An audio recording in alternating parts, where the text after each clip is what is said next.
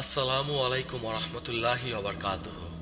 আজকের ভিডিওতে আমরা জানব মৃত্যুর সময় শয়তান মানুষকে কি কি প্রলোভন দেখায়, কিভাবে মৃত্যুর আগে শয়তান মানুষকে প্রতারণার ফাঁদে ফেলে, এবং ভিডিওর শেষ পর্যায়ে জানব এই প্রতারণার হাত থেকে বাঁচার কৌশল কি। প্রিয় আখির নবীর উম্মত, ইসলাম সম্প্রসারণ ও প্রচারের লক্ষ্যে ভিডিওতে একটি লাইক দেবেন এবং সম্ভব হলে শেয়ার করে সারা পৃথিবীর কাছে ইসলামের দাওয়াত পৌঁছে দেবেন ইনশাআল্লাহ। হাদিস শরীফে বর্ণিত আছে, যে মুসলমান মৃত্যু শয্যায় শায়িত তাকে কালেমা লা ইলাহা ইল্লাল্লাহ তালকিন করো এবং তাকে বেহেশতের সুসংবাদ দাও, কেননা ওই কঠিন সময়ে বড় বড় জ্ঞানী পুরুষ মহিলা হতবুদ্ধি ও কিংকর্তব্য বিমূঢ় হয়ে যায়, আর ওই সময় শয়তান মানুষের খুব কাছাকাছি অবস্থান করে। হাদিসে আরো বর্ণিত আছে, মৃত্যু শয্যায় শায়িত লোকদের কাছে থাকো এবং তাদেরকে আল্লাহর নাম স্মরণ করাও, কেননা তারা যা দেখছে তা তোমরা দেখো না। হযরত হাসান বসরি রহমতুল্লাহি আলাই বর্ণনা করেন, যখন আল্লাহ তাআলা হযরত আদম ও হাওয়া আলাইহিসসালামকে পৃথিবীতে প্রেরণ করেন, সাথে সাথে ইবলিস শয়তানও উৎসব পালন করার জন্য পৃথিবীতে অবতরণ করে এবং বলতে থাকে, যখন আমি মানুষের পিতামাতাকে ধোঁকা দিয়ে ফেলেছি, তাদের সন্তান তো তাদের থেকেও দুর্বল, সুতরাং তাদেরকে প্রলুব্ধ করা কোনো কষ্টের কাজ না। ইবলিসের এ ধারণা সম্পর্কে আল্লাহ রাব্বুল আলামিন ঘোষণা করেন, আর তাদের ওপর ইবলিস তার অনুমান সত্য হিসেবে প্রতিষ্ঠিত করল। পরে তাদের মধ্যে মুমিনদের একটি দল ব্যতীত সকলেই তার পথ অনুসরণ করল। সূরা সাবা আয়াত 20। এই প্রেক্ষিতে ইবলিস বলল, আমিও যতক্ষণ পর্যন্ত মানুষের আত্মা বাকি থাকে ততক্ষণ পর্যন্ত তাদের থেকে পৃথক হব না, তাদেরকে মিথ্যা অঙ্গীকার ও আশা আকাঙ্ক্ষা দিয়ে ধোঁকা দিতে থাকব। এ প্রসঙ্গে আল্লাহ রাব্বুল আলামিন হাদিসে কুদসিতে ইরশাদ করেন, আমার ইজ্জত ও জালালের কসম, আমিও মানুষের তওবা কবুল করা বন্ধ করব না যতক্ষণ না সে মৃত্যুর দোরগোড়ায় না পৌঁছায়। সে যখন আমাকে ডাকবে আমি তার ফরিয়াদ কবুল করব, যখন আমার কাছে চাইবে আমি তাকে দেব, যখন আমার নিকট গুনাহ মাফের প্রার্থনা করবে আমি তাকে মাগফিরাত করব। কোন কোন বর্ণনায় আছে, যখন মানুষের আত্মা সংহার করার সময় হয় তখন দুটি শয়তান তার ডানে ও বামে এসে বসে। ডান দিকের শয়তান মুমূর্ষু ব্যক্তির পিতার আকৃতিতে এসে তাকে বলতে থাকে, হে ছেলে, আমি তোমার প্রতিবেশী মেহেরবান ও স্নেহশীল, আমি তোমাকে উপদেশ দিচ্ছি যে তুমি খ্রিস্টান হয়ে মারা যাও, কেননা তা উত্তম ধর্ম। আর বাম দিকের শয়তান মুমূর্ষু ব্যক্তির মায়ের আকৃতিতে পাশে এসে বলবে, হে ছেলে, আমি তোমাকে নিজের উদরে রেখেছি, দুগ্ধ পান করিয়েছি, কোলে রেখে লালন পালন করেছি, অতএব আমি তোমাকে উপদেশ দিচ্ছি তুমি ইহুদি ধর্ম গ্রহণ করে তারপর মারা যাও, কারণ তা উৎকৃষ্ট ধর্ম।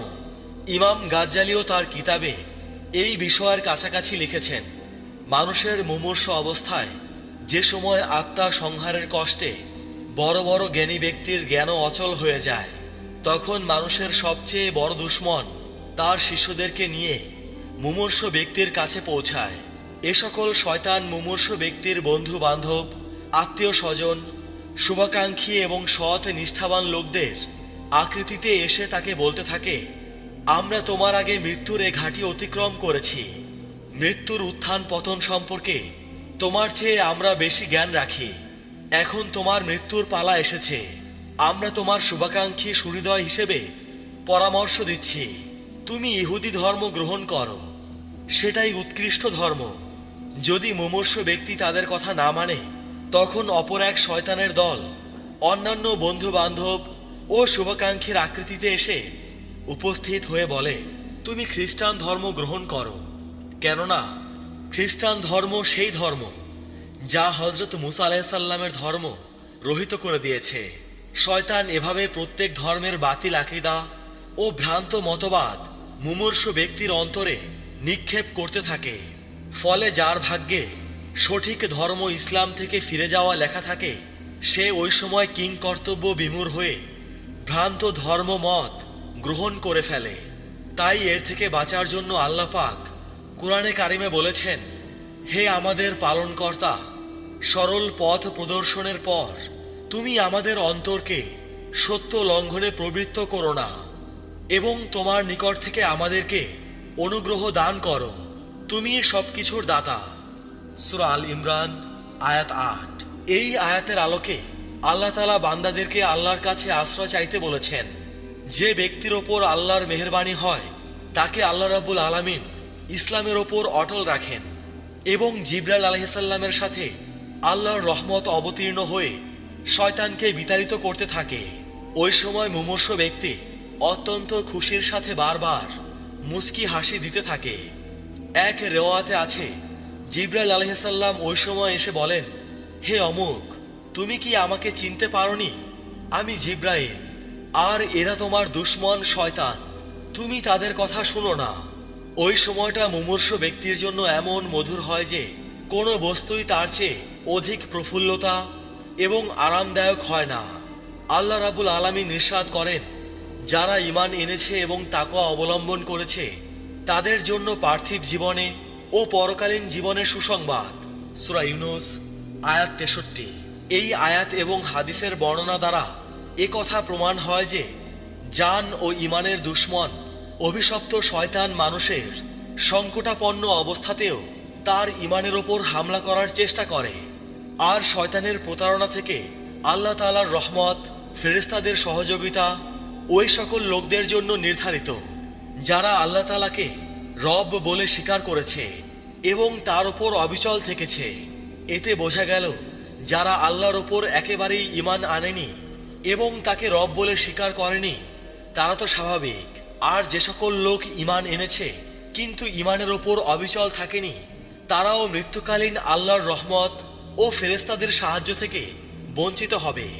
ঈমানের ওপর অটল না থাকার একাধিক স্তর আছে। ১. আল্লাহ না করুন একেবারে ঈমান হারিয়ে ফেলা। ২. নাফরমানি ও গুনাহতে লিপ্ত হওয়া এবং বারবার গুনাহ করা, যাতে প্রতীয়মান হয় যে তার অন্তরে আল্লাহ তাআলার ভয় একেবারেই নেই। আর আল্লাহর ভয় হৃদয়ে থাকাই ঈমান ও ইন্তেকামাতের প্রকৃত প্রাণ। এ প্রকারের লোকেরাও মৃত্যুর সময় অধিকাংশ সময় শয়তানের প্রতারণার শিকার হয়ে যায়। ইমাম সারানি তার গ্রন্থে লিখেছেন, এক সওদাগরের ঘটনা, যে সবসময় সওদাগারির কাজ কারবারে এমনভাবে লিপ্ত থাকতো যে কখনো কখনো নামাজ ইবাদতের কথা মনেও থাকতো না। মৃত্যুর সময় তাকে বলা হলো, লা ইলাহা ইল্লাল্লাহ, কালেমা বলো, কিন্তু তার মুখে ওই সময় ব্যবসায়িক হিসাব নিকাশ ছিল এবং আঙুলে সে ওই হিসাব গণনা করছিল। এভাবে তার আর কালেমা পড়ার তাওফিক হলো না। অনুরূপ আর এক ব্যক্তির ঘটনা আছে, সে দুনিয়ার কাজ কারবারে বিভোর হয়ে দিন ও ইবাদত থেকে গাফিল ছিল। মৃত্যুর সময় তাকে লোকেরা যখন কালেমার তালকিন দিচ্ছিল তখন সে বলল, তোমরা আমার গাভীকে ঘাস খাওয়াচ্ছ কি? তিনি আরো একটি ঘটনা লিখেছেন এমনটি, এক ব্যবসায়ীকে মৃত্যুর সময় লোকেরা কালেমায়ে তাইবা পড়াতে চাইল, কিন্তু সে কালেমা পড়তে পারল না। সে হিসাব নিকাশেই ব্যস্ত ছিল, আর ওই অবস্থাতেই তার আত্মা পরপারে চলে গেল। আর এক ব্যবসায়ের ঘটনা অনেকটা এমন যে সে লোকদের থেকে মাল রাখার সময় সঠিক ওজনে রাখত, কিন্তু নিজে যখন বিক্রি করত তখন পাল্লা পরিষ্কার না থাকার কারণে ওজনে কম বেশি হয়ে যেত। তার মৃত্যুর সময় লোকেরা তাকে বলল, কালেমা পড়ো। সে বলল, আমি তো হুঁশে আছি এবং সব কথা বলতে পারছি, কিন্তু যখনই কালেমা তাইয়্যিবা পড়তে চাই তখন আমার মুখে পাল্লার কাঁটা আটকে যায়, পড়তে পারি না। কেননা আমি ওজন করার সময় পাল্লা পরিষ্কার না করে ওজন করে ফেলতাম। এখনই আমাদের উচিত আল্লাহর কাছে দোয়া করা, তিনি যেন আমাদেরকে এই সকল বিপদ থেকে মুক্তি দান করেন। মৃত্যুর সময় শয়তানের ধোঁকা থেকে নিরাপদ থাকার জন্য হুজুরে পাক সাল্লাল্লাহু আলাইহি সাল্লাম হাদিস ও কুরআনের আয়াত থেকে কয়েকটি উপায় জানিয়ে গেছেন। তার মধ্যে সবচেয়ে বড় উপায় হলো ঈমানের ওপর মজবুত থাকা, আর দ্বিতীয়ত হলো ইস্তেকামাত, অর্থাৎ ঈমানের ওপর অবিচল থাকা। আর যেহেতু ইস্তেকামের স্তর বিবিধ, এজন্য ইস্তেকামাতে যে যত উপরে হবে সে ওই পরিমাণ শয়তানের ধোঁকা থেকে বেশি নিরাপদ থাকবে। ইস্তেকামাতের নিম্নের স্তর হলো জীবনের শেষ মুহূর্ত পর্যন্ত ঈমানের ওপর অটল থাকা। কেননা গুনাহের কারণে আল্লাহর রহমত ও ফেরেশতাদের সাহায্যের আশা করা যায়, কিন্তু কোনো কোনো গুনাহের কারণে আল্লাহর রহমত ও ফেরেশতাদের সাহায্য থেকে বঞ্চিত হবার সম্ভাবনাও আছে। আর ইস্তেকামতের সর্বোচ্চ স্তর হলো সর্বপ্রকার গুনাহ থেকে বেঁচে থাকা, তাকওয়ার উপরে চলা। আর ইস্তেকামতের মধ্যম স্তর হলো যদি কখনো অবহেলার কারণে গুনাহে লিপ্ত হয়েও যায়, তখন আল্লাহর আযাবের কথা খেয়াল করে সাথে সাথে তওবা করে ফেলা। তৃতীয় উপায় হলো গোসল ফরজ অবস্থায় গোসল করতে দেরি হলে কমপক্ষে সাথে সাথে ওযু করে নেয়া। চতুর্থ উপায় হলো নিজের আত্মা, পোশাক ও ঘরকে এরকম জিনিস থেকে পবিত্র রাখা যার কারণে রহমতের ফেরেশতা ঘরে প্রবেশ করে না, যেমন ছবি, কুকুর, গোসল ফরজওয়ালা মানুষ, ওই সকল অলংকার যেগুলোতে আওয়াজ হয় ইত্যাদি।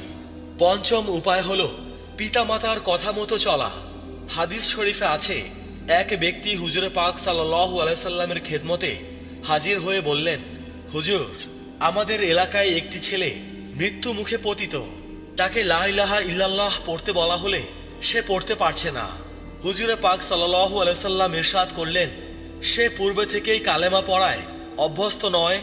লোকেরা আরজ করল, হে রাসূল, সে আগে সব কালেমা পড়তো। হুজুরে পাক সাল্লাল্লাহু আলাইহি সাল্লাম বললেন, তাহলে এখন পড়তে না পারার কারণ কি? হুজুরে পাক সাল্লাল্লাহু আলাইহি সাল্লাম নিজে তাশরিফ নিয়ে ছেলেটিকে কালেমা তালকিন করলেন। সে বলল, কালেমা পড়ার আমার শক্তি নেই। নবী করিম সাল্লাল্লাহু আলাইহি সাল্লাম বললেন, কেন? ছেলেটি বলল, আমি আমার আম্মার কথা শুনতাম না।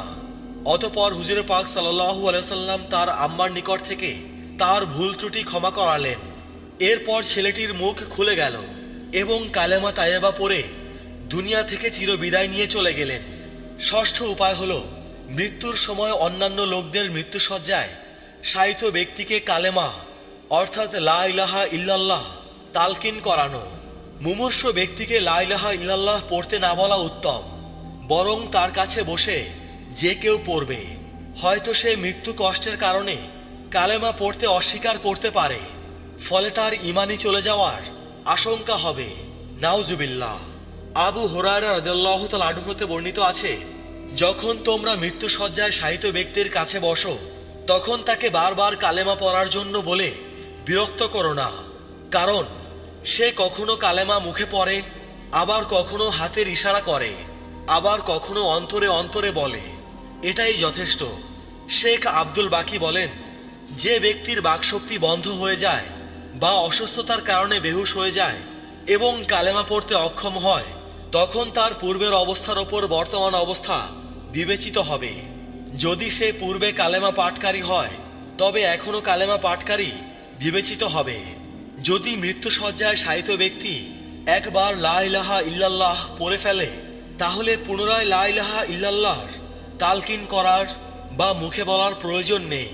যদি তালকিনের পর ওই ব্যক্তি কোনো কাজে লিপ্ত হয়, তখন পুনরায় তালকিন করা উচিত।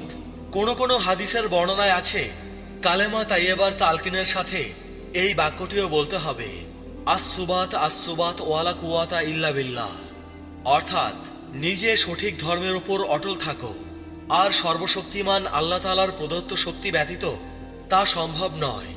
সপ্তম উপায় যা শয়তানের ধোঁকা থেকে নিরাপদ রাখে এবং মৃত্যুর কষ্টসমূহ সহজ করে দেয়, তা হচ্ছে মুমূর্ষ ব্যক্তির নিকটে কিছু কুরআন শরীফ তেলাওয়াত বা বিশেষত সূরা ইয়াসিন তেলাওয়াত করা।